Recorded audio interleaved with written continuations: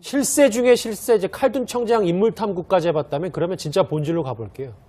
이현지 형님. 네. 왜 온 겁니까? 뭐 짧게 말씀을 드리면 사실 이제 UAE와 우리와의 그러니까 협정의 관계는 2006년도 노무현 대통령도 시작이 됐습니다. 근데 2009년도에 이명박 대통령 때 그때 이제 우리가 원전을 수주했지 않습니까? 원전은 사실 그때 수주는 프랑스가 유력했어요. 근데 프랑스가 그때 UAE에다가 이제 공군 비행장을 설치를 해주기로 했습니다. 왜냐하면 UAE가 인구가 1,000만이 안 되는 나라인데 사실 이란으로부터 굉장히 어떤 위협을 받고 있어서 국방력에 대해서 관심이 굉장히 많습니다. 그래서 당시에 이제 우리 쪽에서 낸 카드가 뭐냐면 자, 우리는 그러면 부대를 파견해주고 그 훈련도 시켜주고 실제로 또 거의 상호 방위 조약 같은 그런 수준을 해주겠다라고 해서 그때 맺어진 게 이제 지금 이제 문제가 되고 있는 협정이죠. 예. 당시에는 사실 상호 방위 조약은 국회 통과해야 되기 때문에 할 수가 없어서 이면 합의와 저렇게 군사 협정을 통해서 맺어졌거든요. 예. 근데 문제는 그게 이제 박근혜 정권 오면서 상당히 좀 약화가 됐어요.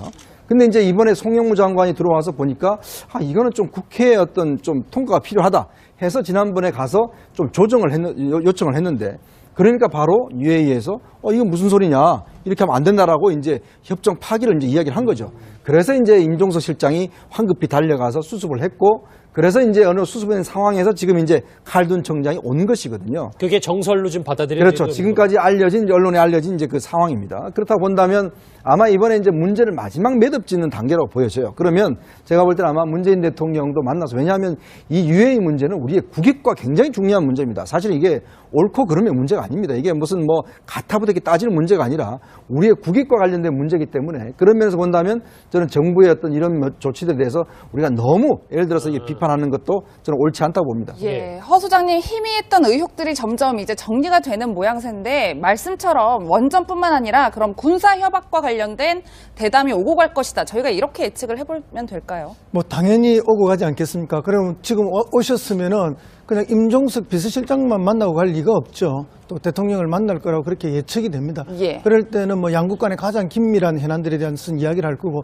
지금 예측되기로는 결국 그 문제가 아니냐. 결국 방금 이제 국익이란 말씀을 하셨는데 결국은 이 국익을 위해서 이 문제가 생겼을 거고 또 더 큰 국익을 위해서 또 수습해가는 과정들이 아니겠나 이렇게 예측을 합니다. 예. 그러나 그 어떤 국익도 행정부가 의회의 권한을 침해해서 할 수는 없는 것이죠. 이제 그렇다면 만약에 지금 의혹이 제기됐던 것처럼 유사시에 파견되어 있는 우리 군부대가 전쟁에 바로 참여하는 방식의 그런 비밀 협정이 있었더라면 그것은 의회의 권한을 전면적으로 침해한 것이기 때문에 그런 부분에 대해서는 문제 제기가 전 정부가 그런 행동을 했다면 전제가 있는 것을 예. 했다면 그런 부분에 있어서는 이제 뭐 얼마든지 문제 제기는 있을 수 있다라고 보고요. 예. 그럼에도 불구하고 어떤 방식으로 수습은 돼야 되는 그런 건 다 추측이기 때문에 우리가 알 수는 없습니다만은 예. 그런 것이고요. 그다음에 이제 2006년부터의 뭐 그런 관계 이야기들을 많이 하시는데 그때는 T-50 고등군사훈련기 수출과 관련돼 있었습니다. 그때 참여정부는 매우 단호했습니다. 아주 원리 원칙적으로 어떠한 이면 계약이나 어떠한 그런 것들에 대한 지원 없이 FM대로 계약하도록 했기 때문에 사실 진행이 그때 매우 어려웠던 상황이었습니다. 예. 그렇기 때문에 그때 2006년까지 이걸 거슬러 가는 것은 타당하지 않다고 저는 보고요. 아하. 어쨌든 뭐 이번에 왔기 때문에 왔다는 것 자체가 만약에 오지 않았더라면 외교상에 무슨 큰 문제가 있고 분란이 있든 왔다는 것 자체는 이미 그거 문제가 별로 없다는 것을 이야기하고 더 큰 진전을 위한 협의를 위해서 왔을 거라 보고 지금 다시 이야기되는 것은 이제 원전 1호기의 준공식 때 우리 대통령의 방문과 관련된 협의가 있지 않겠느냐는 것이 최종 추적으로 나오고 있습니다. 예. 그렇게 예측이 됩니다. 예. 그럴 때는 뭐 양국 간의 가장 긴밀한 현안들에 대한 이야기를 할 거고 지금 예측되기로는 결국 그 문제가 아니냐.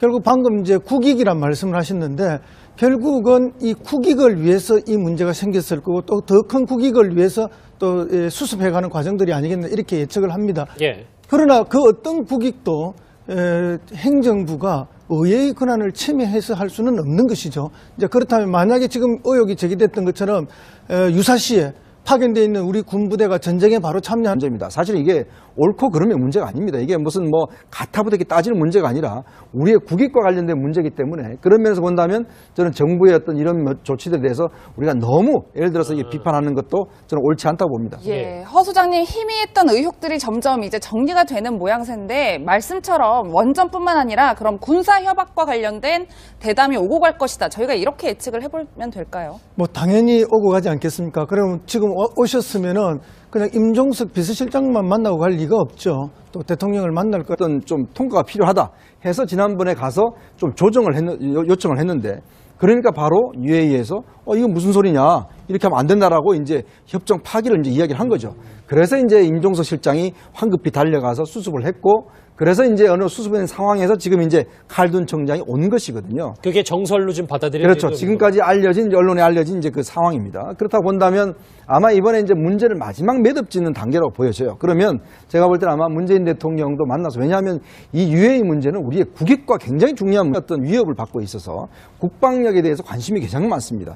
그래서 당시에 이제 우리 쪽에서 낸 카드가 뭐냐면 자, 우리는 그러면 이 부대를 파견해주고 그 훈련도 시켜주고 실제로 또 거의 상호 방위 조약 같은 그런 수준을 해주겠다라고 해서 그때 맺어진 게 이제 지금 이제 문제가 되고 있는 협정이죠. 예. 당시에는 사실 상호 방위 조약은 국회 통과해야 되기 때문에 할 수가 없어서 이면 합의와 저렇게 군사 협정을 통해서 맺어졌거든요. 예. 근데 문제는 그게 이제 박근혜 정권 오면서 상당히 좀 약화가 됐어요.